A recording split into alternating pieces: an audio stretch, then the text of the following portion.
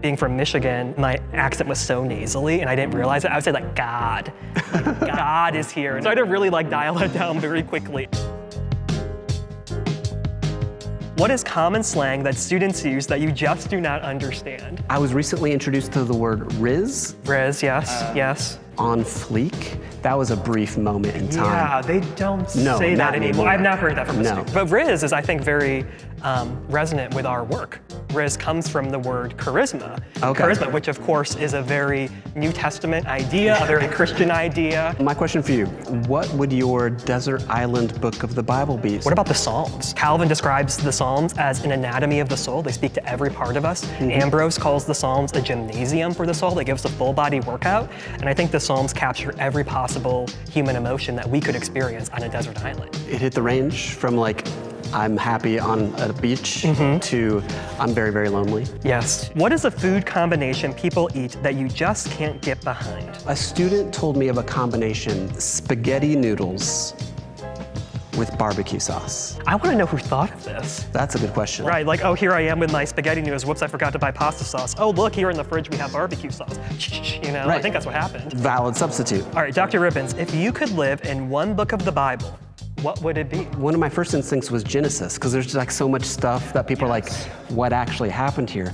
But I don't know that I want to live in such primitive times, so I'm going to opt for 1 Corinthians, because similarly, people are like, what's going on? And I could find out. But also Corinth was an incredibly like debaucherous place to live. Well, I wouldn't be debaucherous.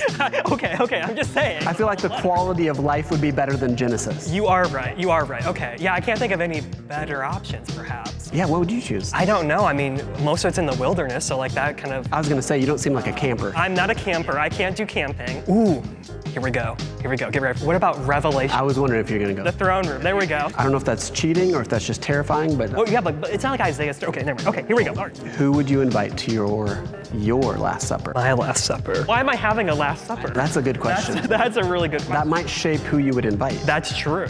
One scholar of worship that I really admire is Melanie Ross. She does a lot of research on worship in evangelical America. I think scholars in that field would be people I would really want to talk to. Yeah, so you went like really highbrow. If I knew it was my Last Supper, I'd be distracted. I wouldn't be able to do the theological thing. What if I want to be distracted? Maybe that's what I do. I just distract myself by talking about theology. Okay. What song will you never forget the lyrics to? The theme song to Paw Patrol. So I put my 2-year-old down to bed, and all of a sudden I hear something coming through the monitor. He's supposed to be asleep. He's singing the Paw Patrol song. Oh my gosh. Yeah. We're not gonna sing the theme song though, because I'm sure we don't have the copyright permissions for it. That's right. You're spared from this. That's good. We're not spared from the last question. Yes, last question. What's your go-to dance move? And can you show us? I have like one move. I think it's like probably like a pastor move, and it's, here we go. We're doing this? Yes, absolutely, we're doing this. Like it's just kind of like standing in place and just like, just like, kind of like this. Just like, do you have a move? Absolutely not. My move is an absolute refusal to dance at all times. The world doesn't need you dancing. The world does not need my dancing. And the world's not giving you gifts for dancing. It has not. God might not be calling you to a ministry of dance. Great way to tie this all back together. That's right. Well done.